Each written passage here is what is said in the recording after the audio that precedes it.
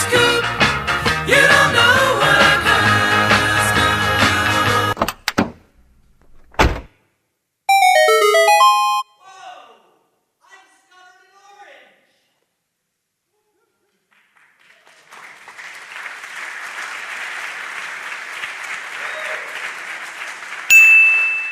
balance, balance, balance, balance, balance.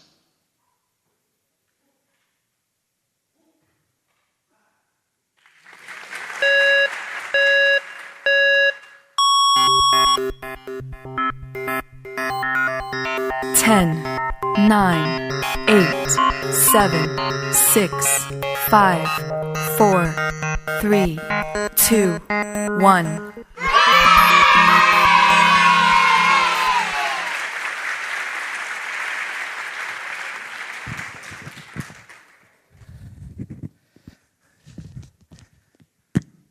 Hola.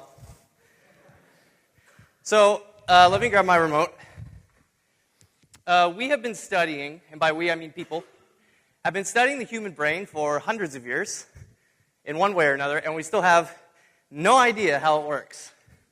What we do know, though, is that if we were all to sit down together at a table, and I pull out a big list of random words, and I ask you to memorize those words, most of you are only going to be able to remember about 4.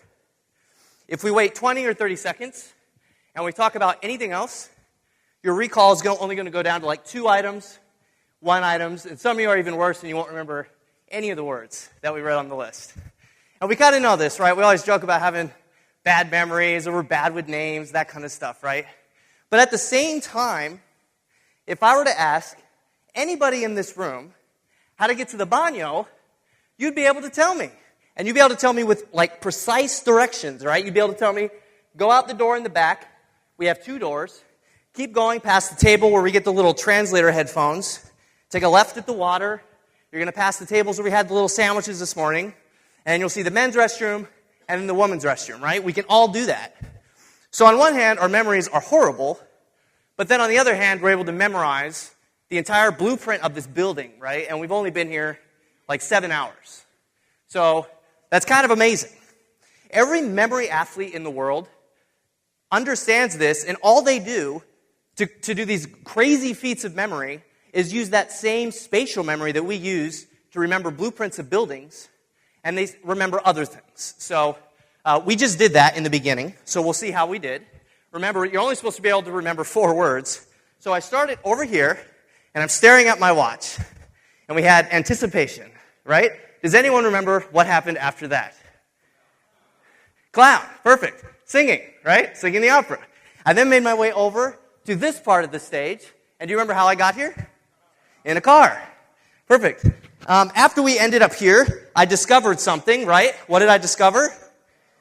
Orange. Those are the next 2 words. I then put my hand up to my ear. We did something over here. Do you remember what happened over here? Balance, handstand. Then we made it back over to the other side where I started. Does anyone remember these 2 words? Sprint and count. Perfect. And then we ended with a round of applause, right? So that's 10 random words, which is more than double the amount that you're supposed to be able to memorize. And that's all there is to these memory tricks. So we're going to see how to use that spatial memory to memorize other things. We'll start with something that everybody is horrible at and is really good for a conference, and that is names. So there are 2 things that are really going to help you when it comes to memorizing names. One is when you meet somebody, you actually need to listen to them tell you their name. This sounds super obvious, but I remember every time I meet somebody, 5 seconds into the conversation, boom, I've already forgot their name, right? Our memories aren't that bad. The reason you forget it so quickly is because you never actually listen to them. So this is Ryan. Everybody say, hi, Ryan. Okay, good. That's step number 1. Step number 2 is to kick in that spatial memory. So find a feature on Ryan that stands out to you. Now, Ryan's got a lot going on, so he's made it super easy. He's got the 4 piercings and the tattoo. The first thing I noticed about Ryan is the tattoo on his neck. So the next thing you want to do is take his name and turn it into something you can easily visualize. So this is Ryan, which makes me think of lion. I just pick a word that rhymes with it, right? This is what most people do. So now, when I see Ryan, I make this crazy story that involves a lion. So I might imagine A big lion running out from the right, big red mane, bites Ryan in the neck, rips off his tattoo, flipping the tattoo around, blood going everywhere on the ground, on his face. Ryan's on the ground, he's screaming. So with that story now, it's crazy enough that every time you see Ryan, you're going to think, oh, I see the neck tattoo, and then you're going to remember this crazy story of a lion ripping it off, and you'll think Ryan, oh, Ryan, oh, hey, Ryan, how's it going? So that's names. It's really easy to do.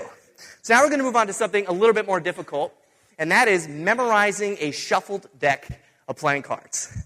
This sounds like a stupid party trick, but it's actually a great place to start because it does two things. One, it's the only thing that you can memorize that'll actually impress your friends. Everything else seems really cool at home, but this is cool stuff. I mean, you look like a savant flipping through cards, just knowing what's coming up next. The next reason why you want to start with cards is it teaches you everything you need to know to compete in the world memory competition. All the techniques. So, why are cards so difficult to memorize? The first reason is because they kind of all look the same. Like here's a 7 of diamonds and a 7 of hearts. I mean, you could see the difference, they're different suits, but I could see how I could easily get these confused, right? So the trick that memory athletes use is they don't even memorize cards. They memorize people instead. So the 7 of diamonds for me is Isaac Newton, and the 7 of hearts is Einstein. So step number 1 to memorizing cards is to come up with 52 different people and assign them to cards, which sounds like it's really hard to do, but there's a nice trick you can use, and it's called a mnemonic. And you're going to use this for everything you memorize. So a mnemonic is a system that takes information that's right in front of your face and turns that information into the thing you actually want to remember. So let's look at a card to see how we can use a mnemonic to memorize cards. Cards have 2 pieces of information. There's the value of the card and the suit of the card. Those 2 things combined will remind us of the specific person that we've picked for that card. So values, let's just run through the values real quick. Aces and 2s are athletes. Doesn't matter what suit they are. Ace of diamonds, ace of hearts, 2 of spades. These are all athletes. Ace is a male athlete. 2 is a female athlete. 3 and 4, these are actors. 3 is a male actor. 4 is a female actor. 5 and 6, these are controversial people. So they've done things that are really sketchy. Not everybody agrees with them. 5 is a male. 6 is a female. So you might see a pattern. That is, every odd card in the deck is going to be a male. Every even card is going to be female. So we'll continue to go through. 7 and 8, these are physicists, scientists, mathematicians. 9 and 10, these are people of power, like political power or like superpowers, like Superman, Incredible Hulk, that kind of stuff. And Queen and King, this is a couple. This could be a guy, girl, guy, girl, whatever you want. It could be you, it could be a friend, it could be a famous couple. And finally, Jack. There are 4 of these in the deck as well, and these are all people of religion. So those are the values. When you look at the value, you're going to use that system to remind you of the person. The suits will also help to remind you. So there are 4 suits. I'm sure you all know this. Diamonds are fancy, extravagant, glamorous people, like a diamond, right? Glittery. Hearts are people you love. These are family members, close friends, relatives. Clubs, these are badasses. Like think going to the club, like, headphones on or like a baseball bat, beating somebody up. Like clubs are like bad or strong. Spades, these are funny. You might have heard the saying, a spade is a spade. These are comedians, jokesters, people who are bad at what they do. So now, taking the value and the suit, you can automatically probably think of a person for that card. And you continue to use the person forever. So we'll memorize 3 cards together real quick to see how this system works. We have the ace of diamonds, the jack of spades, and the 4 of hearts. So ace of diamonds. Ace is the value, so I think, okay, what is ace? Ace is a male athlete. Diamonds is rich, fancy, extravagant. So a rich, fancy, extravagant male athlete for me is Michael Jordan. Michael Jordan slam dunking a basketball. So that is my ace of diamonds, and it will be my ace of diamonds forever. I'll never have to think of it again. Jack of spades, that's the next card. Remember, Jack is a religious person. Spades is funny. So a funny religious person, it's the Dalai Lama. Guy's really funny. Next card, 4 of hearts. Remember, 4 is a female actor. Hearts is somebody we love. So it's a female actor that you really, really love. Now, we probably all have different people we're thinking of, but for me, I'm married, so this card is my wife. This is my wife, Louisa, putting a Santa hat on my dog, Baxter. This is also here to remind you that you can use whoever you want for your cards. You don't need to use this mnemonic, but the mnemonic helps you if you can't automatically think of somebody. So now, to memorize our 3 cards, we just need to memorize these 3 people. And we could do that by building a story like we did in the beginning, which it sounds like everybody got a hold of. So just to quickly show that, imagine Michael Jordan, your eyes are closed, you're imagining this big basketball court, Michael Jordan dribbling down the court, he gets to the free throw line, he jumps up in the air, slam dunks the basketball, the ball goes flying through the hoop, and for some reason, right below the hoop is the Dalai Lama, and he's praying. Don't know why, but the ball hits him in the back of the head, his forehead cracks against the ground, and there's blood everywhere, and then out from the locker room comes my dog Baxter in a Santa hat, running around in the blood, making footprints everywhere. My wife Louise is in the stand like, Baxter! So that would be how we can memorize those 3 cards. But there's actually a better system that you can use when you need to memorize a lot of things. And 52 cards is a lot of things. So we're going to look at this real quick. This is the method of Loki, also known as the journey method, also known as the memory palace. And a lot of us have heard of this. The way it works is you take a location that you're really familiar with. So a lot of us start with our homes, and you imagine yourself walking in the front door, and then you walk into your bedroom, and you look at your bed, you look at your nightstand, you look at your window, and you imagine the first thing you're trying to memorize interacting with all of those things. Like maybe Michael Jordan jumping off your bed, slam dunking into your laundry basket, right? You then leave your bedroom in your mind and walk into your bathroom, and you look at your sink, your shower, your toilet, and here we place the Dalai Lama. Do whatever you want, but make it memorable. Then walk out of the bathroom into the living room. And here is where you place the 3rd memory. So this would be my wife, Louisa, maybe my dog's ripping apart the rug, something like that. But all you need to do to memorize is visualize, and the spatial memory is automatically going to memorize it for you. So then in order to recall your memories, you close your eyes, start at your front door, and just retrace your steps. And all your memories are going to be left right in the room where you left them. And it's going to be almost impossible to forget. So I've talked to a lot of you seem to be actually close to here, but I've talked to a few people who have traveled, and you're living in a really small apartment, so for some of you, this might be the first memory palace that you make. You don't have a lot of room there. So I would actually recommend going outdoors. This is what I've done, and the reason for this is you have a lot more room. So this is a run I do a few times a week. It's about 4 miles, and along this path, I've placed 34 locations. These are trees, fire hydrants, crosswalks, just anything you want to attach a memory to. So if you close your eyes, you can run this route. This might be a walk to work, a walk to the grocery store. And 34 locations may not seem like a lot, but it's enough to memorize 2 shuffled decks of playing cards. So how is that possible, right? Let me show you. Memory athletes don't like building these gigantic palaces with thousands and thousands and thousands of rooms. It takes a really long time. So what they do is they compress their memories, so they take up less space. So if for each of our cards, if we also thought of an action and an object in addition to that person, then we can use compression. So I'll show you what I mean. This first card would be Michael Jordan slam dunking a basketball. The second card would be the Dalai Lama praying in front of the Buddha. The third card would be my wife Louisa putting a Santa hat on my dog Baxter. So in order to compress these now, we take the person from the first card, Michael Jordan, the action from the second card, praying, and the object from the third card, my dog Baxter. And you create a unique image with those 3 things. So we have Michael Jordan praying to my dog Baxter. So now you can take this one image, which represents 3 cards, and put it in a single room in your memory palace. So not only does this take up less space, but it automatically creates these crazy images that are really memorable, and you don't really need to be creative with them. It's very useful. So that was super dense. If you want to get started right away and you don't have cards, I made some cards, chrishunt.co/cards. All this does is spit out shuffled decks. I really recommend, though, you get a real deck because it's a lot more fun to memorize. If you want to see the associations that I use for memorizing, you can check out the GitHub for this page as well, and those will be on there in a table. All right, so we're going to take 30 seconds, and I want you to stand up and find somebody that you haven't met right next to you, either to the left, to the right, to the front, to the back, and use that memorization technique we talked about and memorize their name. Go.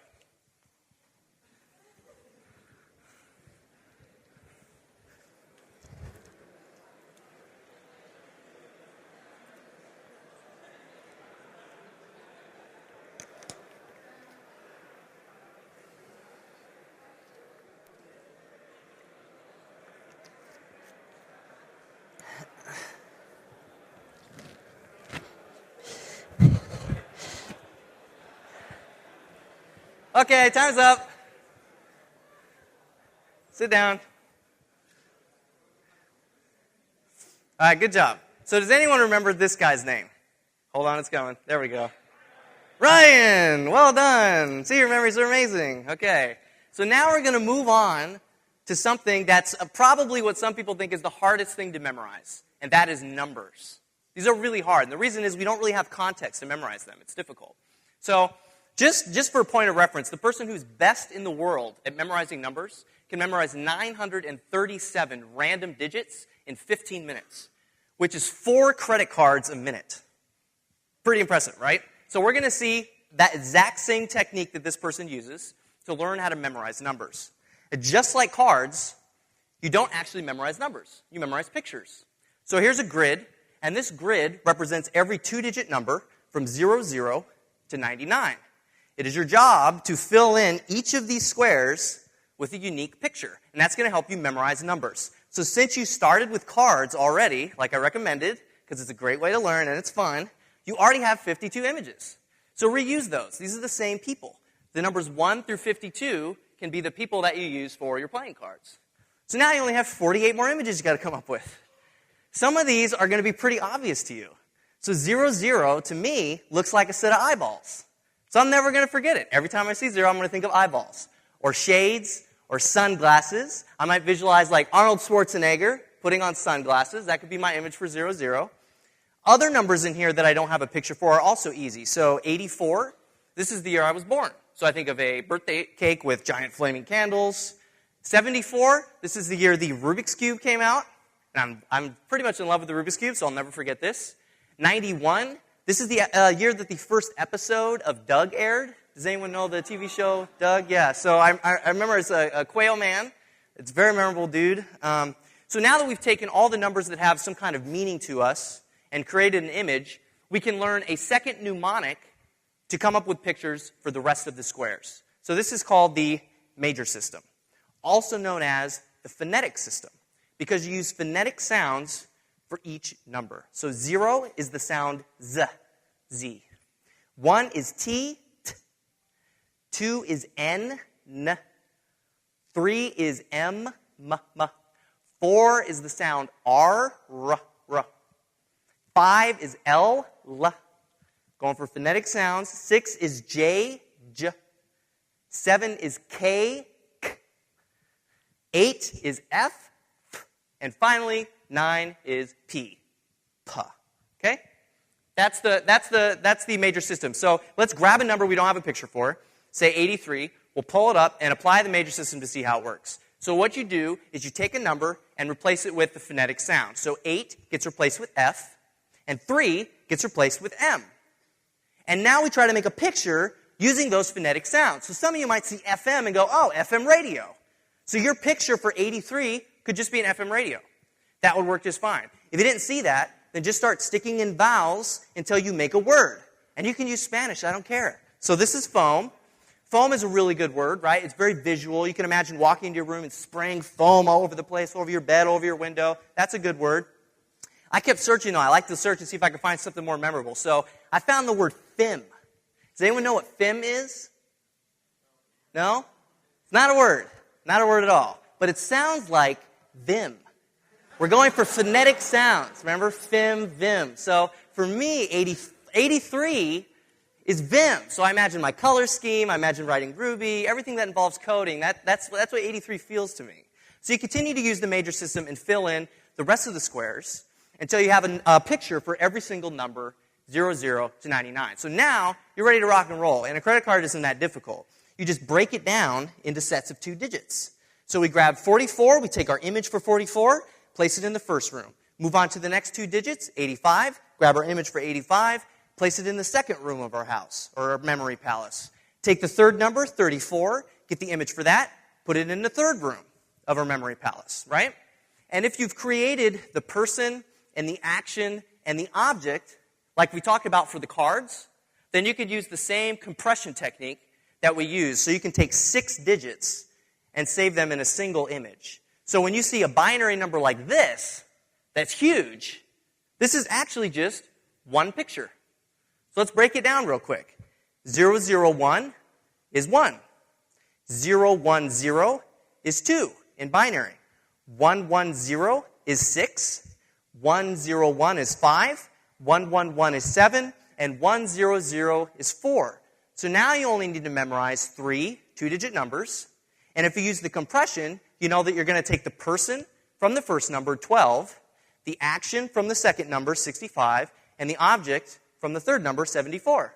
So now it's not as impressive when you hear people memorize 1,000 digits. That's really only maybe 20 pictures or so, which you can imagine 20 locations on some walk you take to work, and you've saved 20 pictures. It's actually pretty easy to do. So I'm going to leave you today here with some recommendations. The first book that you might want to check out if you want to learn more is How to Develop a Brilliant Memory Week by Week by Dominique O'Brien. And Dominique O'Brien is the 8-time world memory champion. So he really knows what he's talking about. He's a horrible writer, but the book is really, really good. There's great content in there. The other book you might want to check out, this is more of a story. It's more entertaining. It doesn't have like practice problems or really explain how memory works. But it's Moonwalking with Einstein by Joshua Foer. Joshua Foer is a United States journalist that decided he really wanted to investigate how these memory athletes compete, how they're able to do all this crazy memory stuff. So he sat down and learned it himself and ended up winning the U.S. Memory Championships. So it's a great story. If you have any questions about any of this memory stuff or want the slides later, I probably should post them. I am Chris Hunt in real life and on the internet. Thank you very much.